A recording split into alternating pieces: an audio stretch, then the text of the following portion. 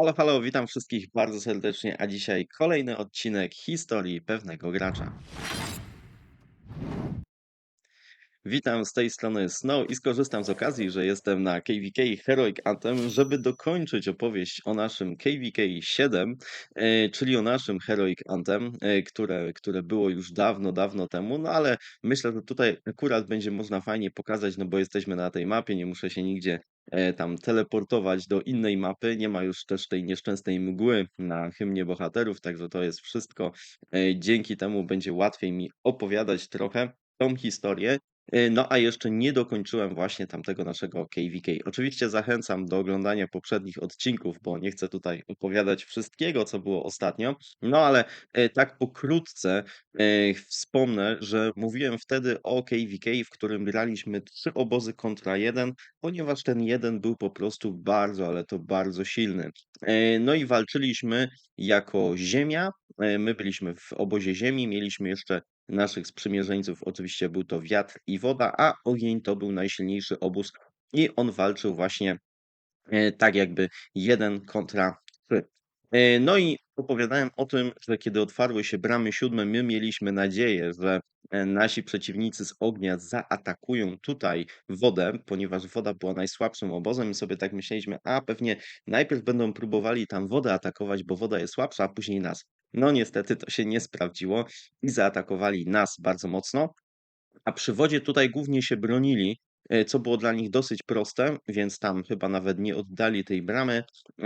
Tak czy inaczej, tutaj naprawdę bardzo mocno poszli na nas i kiedy zrobili właśnie bola i tak dalej, to było dla nas straszne doświadczenie. To znaczy, myśmy wiedzieli, że sami nie jesteśmy w stanie odeprzeć ognia, no bo to byłoby absurdalne. Nie po to robi się KVK 3 obozy na jeden, żeby później się jakby e, walczyć 1 na 1. Oczywiście byliśmy tutaj przygotowani, ale nieodpowiednio, nie na taką siłę, która mogła praktycznie zrobić z nami wszystko, co chciała. Mieliśmy oczywiście tutaj zabudowaną całą tą strefę, no ale ej, powoli, powoli zaczęli nas tutaj drążyć, a naprawdę bardzo mocno jechali z nami, że tak powiem, jeśli chodzi w ogóle o pole, to była tragedia.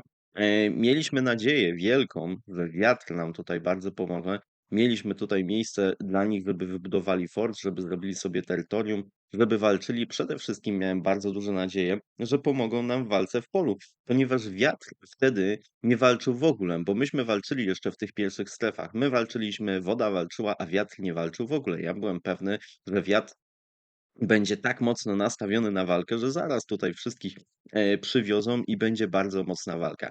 No i tutaj się niestety grubo pomyliłem, bo wiatr trochę nam tak pomógł, ale szczerze powiedziawszy, nie pomógł nam zbyt wiele. Miałem nadzieję, że to będzie dużo silniejszy obóz, a ich pomoc była bardzo słaba, naprawdę słabiutka.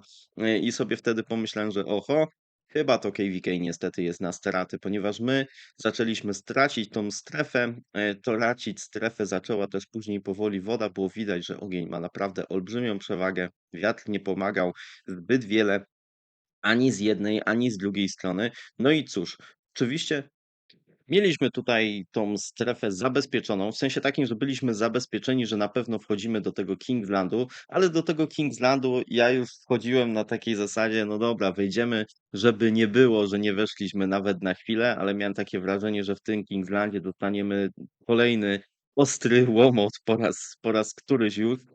I że no praktycznie tam nie zawalczymy za dużo, że pewnie jednak ogień jest na tyle silny, że jest w stanie pokonać bez problemu te 3 obozy. Byłem szczerze najbardziej co byłem załamany, to byłem załamany tym, jak fatalny okazał się wiatr, jak mało pomagali. Ja myślałem sobie, że naprawdę, bo to z tych 3 naszych obozów tutaj sojuszniczych wiatr, był naprawdę najsilniejszy, tak? Jeśli chodzi o wszystkie numery, to oni wyglądali bardzo dobrze i myślałem, że naprawdę nam tutaj sporo pomogą, a okazało się, że nie. Okazało się, że jak weszli do walki, to no różnicy nie zrobili prawie żadnej. Ba, oni dosyć szybko się w ogóle wycofali z tej pomocy dla nas, więc tutaj niby wbudowali fort, niby mieli terytorium i trochę nam pomagali, a później zupełnie się wycofali do siebie i już praktycznie mieli totalnie wyrąbane. Więc miałem naprawdę niskie mniemanie, jeśli o nich chodzi. No i cóż, i tylko czekaliśmy na ten Kingsland, żeby trochę tak zamknąć KVK, ale morale naprawdę pamiętam, że kiedy wchodziliśmy do Kingslandu, to morale było bardzo niskie i było na takiej zasadzie, czy w ogóle brać te bramy do tego Kingslandu, czy nie, czy się na tym jakoś skupiać, czy nie bardzo. I weszliśmy niedużą w ogóle grupą. Pamiętam, że, bo tutaj wiecie, mieliśmy 3 królestwa, więc pamiętam, że nawet był problem z tym, żeby wszystkie królestwa rzeczywiście się zmobilizowały na tyle, żeby wejść do tego Kingslandu. No tak jak też powiedziałem wcześniej, plus był taki, że mieliśmy pewne rzeczy zabezpieczone. Na pewno straciliśmy ten jeden krąg, który jest tutaj, ale wydaje mi się, że te pozostałe dwa nadal mieliśmy. Nie miało to dla nas jakiegoś większego znaczenia. No i kiedy otwarł się Kingsland, to wtedy przeżyliśmy wielkie zaskoczenie. To znaczy, myśmy oczywiście tutaj wyszli, coś tam próbowaliśmy walczyć, ale plus był taki, że UCS wysłało na nas tylko jedno królestwo, to drugie królestwo, z którym byli w obozie, czy tam jednozy, nie pamiętam, oni chyba też mieli 3 królestwa. W każdym razie wysłali takie jedno słabsze, więc z nimi całkiem spoko mogliśmy sobie jeszcze powalczyć i tutaj u nas to wyglądało całkiem nieźle. Nie pamiętam dokładnie, co robiła woda, ale przede wszystkim tutaj w Kingslandzie dopiero zobaczyliśmy, że wiatr wcale nie jest takim dziadowskim obozem, jak się wydawało. Wiatr po prostu był mega sprytnym obozem, jak się okazało, i wiatr całą swoją siłę przygotował tylko i wyłącznie na Kingsland. Oni tak naprawdę w ogóle praktycznie nie pomagali wtedy wodzie, w ogóle nie pomagali nam, tylko zaczęli budować i tutaj jak mieli już swoje terytorium, jak zaczęli właśnie budować, jak zaczęli iść naprzód, jak zrobili naprawdę swojego olbrzymiego bola, to UCS i w ogóle cały obóz ognia nie był w stanie ich przetrzymać. I to oczywiście myśmy tam walczyli z jakąś częścią ich, ale tak szczerze powiedziawszy, głównie to wyglądało tak, że wiatr był w stanie niemalże 1 na 1 wtedy już rozbić ogień. Oczywiście to nie było takie 1 na 1, no bo nawet my tutaj, nawet przegrywając, dosyć dobrze żeśmy z nimi starali się walczyć. To nie było tak, że oni totalnie za darmo weszli i zabrali nam strefę i nic tutaj nie musieli przy okazji stracić.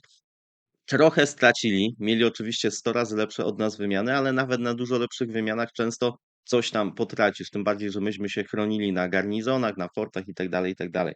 Więc wiatr to wykorzystał i tak trochę po naszych trupach, i naszym, i po trupie wody, weszli sobie do tego Kingslandu na słabszego już, rywala i udało im się go wykończyć. I pamiętam, że też ten Kingsland, szczerze powiedziawszy, nawet nie trwał zbyt długo, że UCS dosyć szybko się wycofało. Nawet jeszcze, wiecie, nie stracili tych bram jednej i drugiej i już stwierdzili, że się poddają. Było to mniej więcej tak, że gdzieś tam w okolicach tego Ziguratu, tak, było widać, że zaczynają tracić flagi i jak stracili, szczerze powiedziawszy, nawet nie wiem ile. No stracili ich na pewno trochę, nie? Tych flag. Na pewno wiatr był w stanie więcej wybudować. Nie pamiętam, czy w ogóle UCS miało przygotowanego tego builded skilla. Wydaje mi się, że jednak tak. Tak czy inaczej, było to w tej formie, że wiatr było widać w pewnym momencie, no, że wiatr ciśnie. Jak wiatr przecisnął pole i w momencie, kiedy oni stracili pole, no to wiadomo, zaczęli tracić też flagi z każdej strony, no bo i my, i woda zaczęliśmy naciskać, było widać, że to idzie bardzo w jedną stronę. I pamiętam, że UCS bardzo szybko wycofało się tak jakby z tego KVK. W sensie, że jak było widać, że już przegrywają Kingsland, mimo że mieli tu jeszcze terytorium i tak dalej, powiedzieli: okej, poddajemy się, jakaś tutaj umowa, to co bierze i tak dalej, i już się zgadzali na to, żeby jakoś, powiedzmy, podzielić łupy. Więc to KVK szczerze też się dosyć szybko, skończyło. Ta walka pomiędzy ogniem i wiatrem była naprawdę duża. Te bole były ogromne, tam naprawdę też szły duże mobilizacje i tak dalej. To nie było tak, że wiecie, że to wszystko trwało 15 minut. To było dobre parę godzin. Nie jestem w stanie powiedzieć dokładnie, ile to trwało. Wydaje mi się, że to mogło być gdzieś tam od takich dosyć wczesnych godzin, typu 12, a może jeszcze wcześniej, do godzin jakichś takich, nie wiem, popołudniowych, wieczornych, więc chwilę tam naprawdę ze sobą walczyli, ale pamiętam to, że naprawdę to poddanie się było dla mnie takie też trochę demotywujące, bo to wiecie, myśmy tak naprawdę całe to KVK to była historia tego, jak dostajemy oklep w jednej strefie, oklep w drugiej strefie i później tacy już totalnie wymęczeni wchodzimy do Kingslandu, gdzie, jak tylko zaczęliśmy wygrywać i trochę zaczynaliśmy się czuć lepiej, to rywal się poddał i okazało się, że to jest koniec KVK.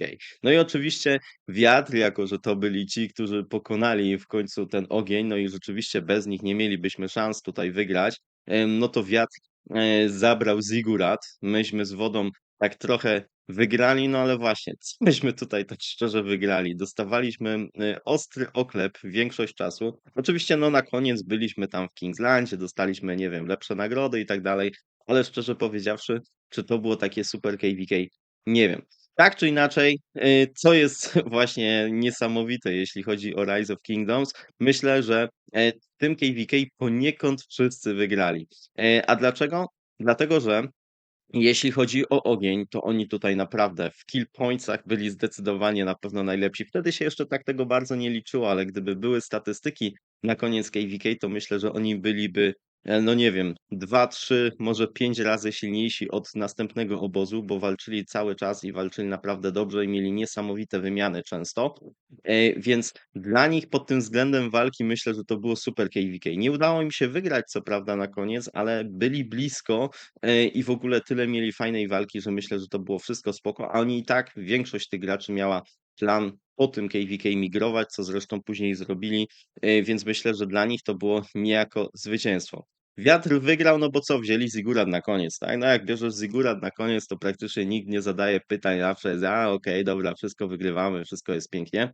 Myśmy też poniekąd wygrali, no bo mieliśmy naprawdę ciężkiego przeciwnika, dostawaliśmy oklep, ale gdzieś tam zawsze to jest inaczej, kiedy można powiedzieć: „A, na koniec KVK żeśmy wygrali”.